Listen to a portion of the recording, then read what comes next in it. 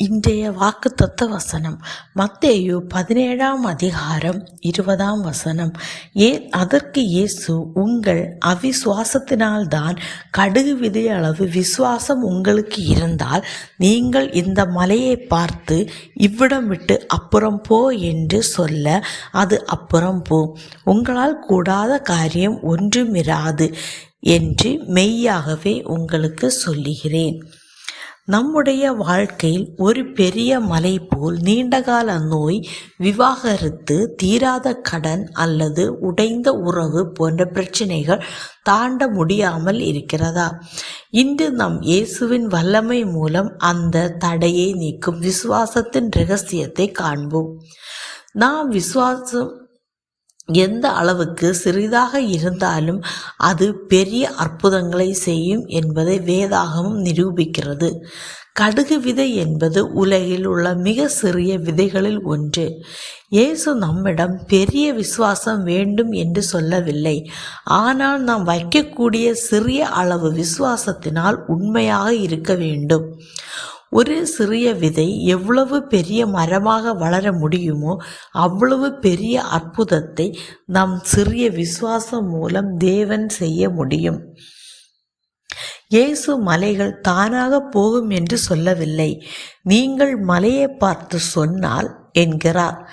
அதாவது தடைகள் மீது நமக்கு பேசும் அதிகாரத்தை அவர் கொடுக்கிறார். நாம் பேசும்போது நம்முடைய வாய் தேவனுடைய வல்லமையின் கருவியாக மாறுகிறது. கூடாதது ஒன்றும் இராது இந்த வார்த்தை விசுவாசத்தின் முடிவை சொல்லுகிறது. மலை பெயர்ந்து போன பிறகு நம்முடைய வாழ்க்கையில் கூடாதது என்று எதுவுமே இல்லை என்ற முழு அதிகாரம் நமக்கு கிடைக்கிறது. இஸ்ரவேலர்கள் எகிப்திலிருந்து விடுதலை ஆன பிறகு முன்னால் செங்கல் அசைக்க முடியாத தடை, பின்னால் பார்வோனின் படை பாயும் பயம் நின்றது. இதுதான் ஒரு மலை போல இருந்தது. மக்கள் மோசையிடம் புலம்பினார்கள், பயத்தால் முடங்கி போனார்கள். இதுதான் விசுவாசம். இல்லாத போது மனிதர்களாகிய நாம் செய்யும் முதல் செயல், மோசே தேவனிடம் ஜெபித்த போது தேவன் அவனிடம், நீ ஏன் என்னிடத்தில் கூக்குரலிடுகிறாய்? உன் கையை நீட்டி உன் கோலை ஓங்கி அதை கடல் மேல் நீட்டு, அதை பிளந்துவிடும் என்கிறார்.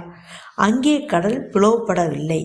ஆனால் தேவன் மோசையுடன், உன் கையில் உள்ள சாதாரண கோலை பயன்படுத்து என்றார்.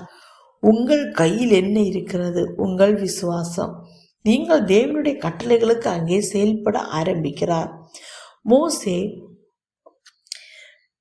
கோலை நீட்டிய போதுதான் தடை நீங்கியது. நாமும் நம்முடைய கையில் உள்ள சிறிய கோலை பிடித்து உங்கள் தடையை பார்த்து பேச துணியுங்கள்.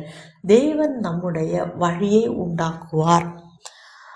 இப்போது நாம் கண்களை மூடி செங்கடலை போல நம் தடுத்து நிறுத்தும் சவாலை தேவனுடைய வல்லமையின் கீழ் கொண்டு வாருங்கள்.